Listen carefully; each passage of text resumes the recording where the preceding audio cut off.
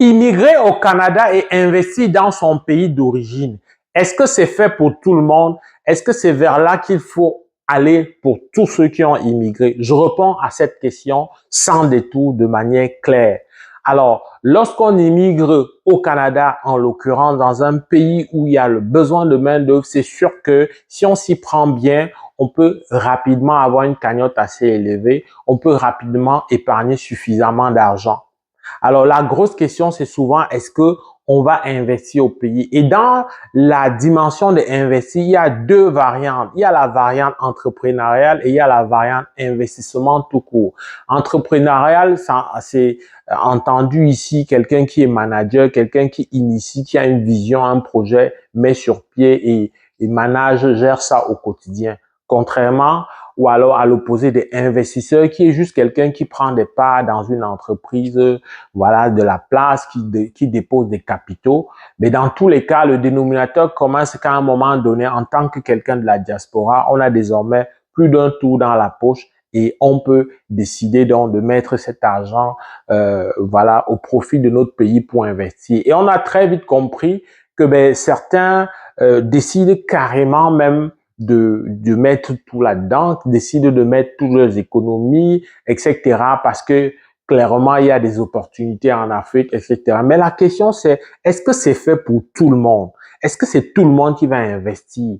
Alors, on voit beaucoup de formations sur l'entrepreneuriat, mais mon humble avis, c'est que ces formations t'aident à prendre conscience de ce que c'est qu'être un entrepreneur. Il y a par contre des choses que tu ne vas pas trouver dans une formation, dans aucune formation. C'est quoi ton état d'esprit? C'est quoi ton mental? Est-ce que tu es quelqu'un qui panique à la première occasion? Est-ce que tu es le genre qui dit que je vais laisser mon salaire pour aller, etc. L'entrepreneur à la base, c'est quelqu'un qui est fou. C'est quelqu'un qui a une certaine ossature mentale, un mental d'acier tel que quand bien même il n'a pas de ressources, il sait qu'il y aura un avenir meilleur. Il est capable d'aller chercher des ressources intellectuelles pour pouvoir, voilà, contextualiser ou alors s'adapter à ce qu'il vit. Ça, c'est des choses qu'on ne va pas avoir dans une formation. Dans une formation, tu vas avoir sur tu vas avoir tous les éléments sur qu'est-ce que ça comprend entreprendre. On va te parler du temps, on va te parler de la rationalité, on va te parler de plein d'autres paramètres, lever de fonds, etc. probablement. Mais il y a ça. Alors, une fois que j'ai présenté ça comme ça, on comprend clairement que tout le monde ne peut pas être entrepreneur. Parce que contrairement à ce que beaucoup font quand ils décident d'entreprendre, beaucoup pensent qu'en entreprenant, ça veut dire qu'on a maintenant plus de temps. Hein, on n'a plus un patron et on a plus de temps, on peut faire ce qu'on veut du temps. Mais ça, c'est justement complètement faux parce qu'un entrepreneur travaille 2 fois plus qu'avant, voire 3 fois plus qu'avant. Un entrepreneur n'a même plus un temps de travail. C'est-à-dire que ça peut lui arriver à 22 heures ou à 2 heures du matin d'ouvrir sa machine ou de prendre son téléphone pour être au travail. Ça, c'est suffisamment important. Est-ce que tu es prête à ça? Est-ce que tu as visualisé ça mentalement?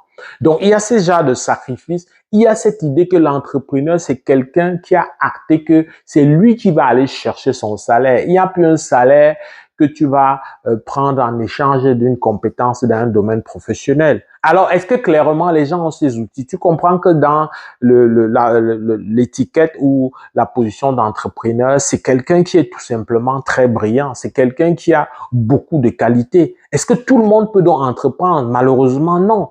Donc, dire que on va absolument être entrepreneur dans son pays, je pense que c'est peut-être parfois envoyer beaucoup de gens dans la gueule du loup. C'est fait que beaucoup de gens perdent de l'argent. Même pour investir, il dit que je mets mon argent dans un projet. Il faut avoir alors une ouverture d'esprit assez importante parce que mettre son argent, ça veut dire qu'on t'a vendu un produit, on t'a vendu un projet. Est-ce que tu as les outils pour valider et dire que le projet qu'on me vend là va être porteur? Est-ce que tu es capable de ratisser, de regarder plus large et faire ça? Mais là, c'est encore mieux qu'entreprendre parce qu'on parle beaucoup d'entreprendre, mais il y a que, voilà, investir, c'est un pan où on a quand même, de mon point de vue, moins de risques. Ne pas toujours vouloir dire que je vais faire les choses par moi-même, je vais ouvrir telle chose, je vais faire ceci, et le bilan 2 ans après, ben, c'est fermé, ou 1 an parfois après, tu as perdu beaucoup d'argent. Donc, avant de dire je vais entreprendre, je vais immigrer, puis je vais entreprendre et investir, il faut vraiment prendre conscience que ce n'est pas une simple question.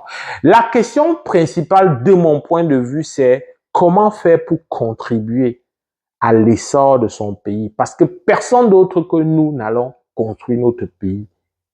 Il ne faut pas faire dans un suivisme moutonnier qui veut que comme j'ai un peu d'argent, j'ai économisé, de l'argent que tu as travaillé très souvent, très dur, gagné durement. Tu mets ça comme ça parce qu'il faut devenir entrepreneur ou investisseur. C'est que comment moi, de mon expertise, de ce que j'ai accumulé comme savoir, comment je peux contribuer à mon pays, à l'essor de mon pays en tirant des dividendes. C'est comme ça qu'il faut aborder la question. Mais clairement, comme j'ai toujours dit, immigrer au Canada, ça reste une opportunité pour ceux qui ont un savoir-faire à vendre. Et lorsque j'ai dit savoir-faire, je n'ai pas parlé d'un diplôme. Parce que ici, un savoir-faire à vendre, ça peut être dans un simple domaine comme la plomberie, ça peut être dans un simple domaine comme l'électricité, qui ne demande pas beaucoup, mais ça doit être un savoir-faire clairement. Ça va pas être le gars qui, parce qu'il a eu un diplôme, il pense que c'est suffisant pour prétendre que son pays l'a abandonné. Non. Lorsque tu as un diplôme, ça ne suffit pas. Encore que de plus en plus, et là je parle en tant qu'enseignant, je suis dans le milieu, comment on obtient ces diplômes? Est-ce que ces diplômes sont obtenus parce qu'on prend conscience que c'est une formation et donc chaque étape, chaque matière, je dois la côtoyer, je dois vraiment la parcourir dans son étendue. Ou alors je me concentre sur les anciennes épreuves, je me limite à ça. Pour connaître une matière, je me limite juste aux anciennes épreuves, à ce que l'enseignant ou l'examen donne souvent. Donc du coup, je travaille pour réussir. Parfois, il y en a qui vont loin avec des méthodes beaucoup moins licites et beaucoup moins éthiques. Mais dans tous les cas, ça fait que tu as le diplôme en bout de ligne. Mais ce diplôme, il vaut quoi? Donc, la question de immigrer là, ça vient avec une sorte de volonté de bouger les choses. Et pour bouger les choses, on ne reste pas avec son diplôme, on croise les bras, on commence à chercher la route de l'immigration. Ça peut passer par prendre un poste dans une entreprise et là, il faut s'y mettre, il faut chercher, il faut y croire et il faut être patient. Alors, c'est pas parce que tout le monde a voyagé autour de toi qu'il faut que tu voyages les mois qui suivent. Ce n'est pas une course.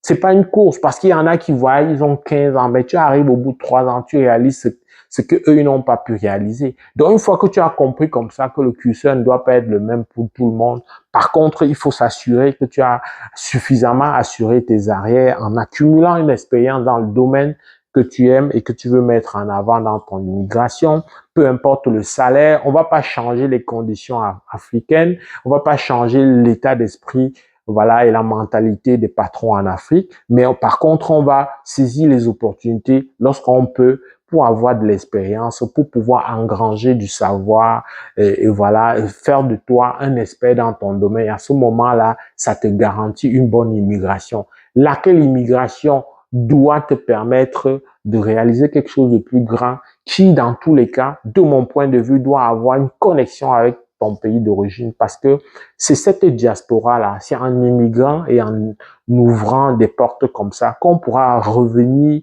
donner, modifier et améliorer les conditions de notre pays pour que voilà, cet exode-là aille en diminuant. Donc, clairement, tu comprends que oui, il faut immigrer, mais tout le monde ne peut pas immigrer. Ça, c'est une réalité qui, malheureusement, est difficile à accepter pour certains qui s'entêtent et qui viennent ici, malheureusement, vivre l'enfer. Parce que beaucoup ne vont pas vous raconter ce qu'ils vivent, mais l'essentiel de ceux qui viennent finalement, voilà, c'est de la désillusion totale et puis voilà, on fait face à une aigreur, etc.